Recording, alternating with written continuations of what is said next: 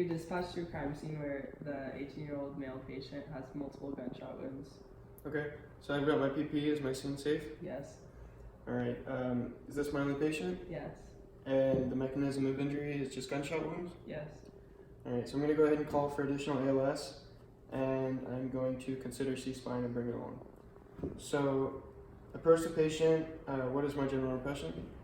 She's just lying down supine and she's tracking you. Okay, so I'm going to walk in, I'm going to introduce myself. Hi, I'm Aaron, I'm with EMS. I'm going to have my partner hold manual C-spine. And what is the chief complaint? Are there any life threats? No. No? Okay. So, is the bleeding controlled? Actually, yeah, I'm gonna say there is life threats. I changed my mind. Okay. So I'm gonna have another partner or fire go ahead and put pressure on those wounds immediately. And then I'm going to assess the patient's airway. Is the patient's airway paving? Yeah. Okay. How is her breathing? What is it? Shallow. Shallow? Yes. Okay.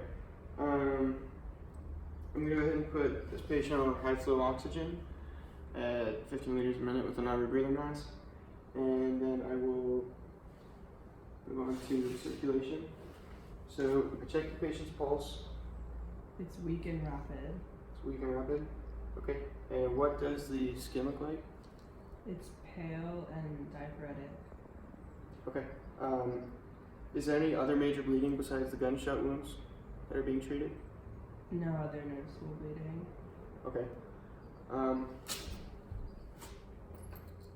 So I'm going to say this is a priority transport, and I'm gonna treat this patient for shock. So I'm gonna go ahead and put a blanket on the patient with the oxygen.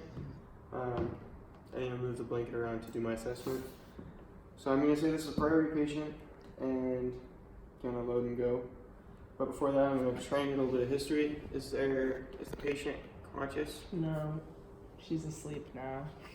Okay, so I can't really get my sample history. I'm gonna go ahead and get my baseline vitals. So get a pulse. What is pulse rate?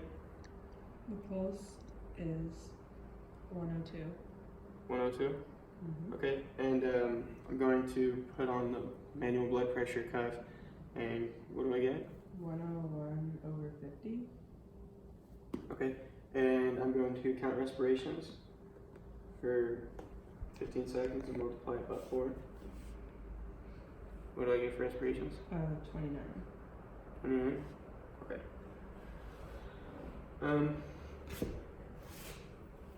I'm going to go ahead and start my secondary assessment, starting with the head. When I palpate the patient's head, do I feel anything? No. Okay. As I move towards the face? Nothing. Nothing? Okay. What about the neck? The jugulars okay and everything? Nothing.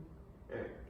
And when I assess the back of the patient's neck, do I get anything? Mm-mm. Alright. So I'll move on down to the chest. And the clavicle. Anything? No. No? Alright. And as I assess the pectorals, the chest, is there anything? Nada. Nada? Okay. So then I'll move down to assess the abdomen. I'll palpate each quadrant. Do I get any? Nothing? Okay. And then I'll move down, I will visually check the genitals, and then I will continue to the leg. Palpate, do I get anything? Do I get anything from the leg? No. Oh, okay. And then lower? No. Nothing. And this leg? Nothing. Other?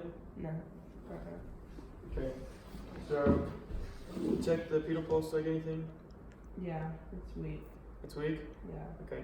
and she's unconscious, so I can't really check her motor sensory skills.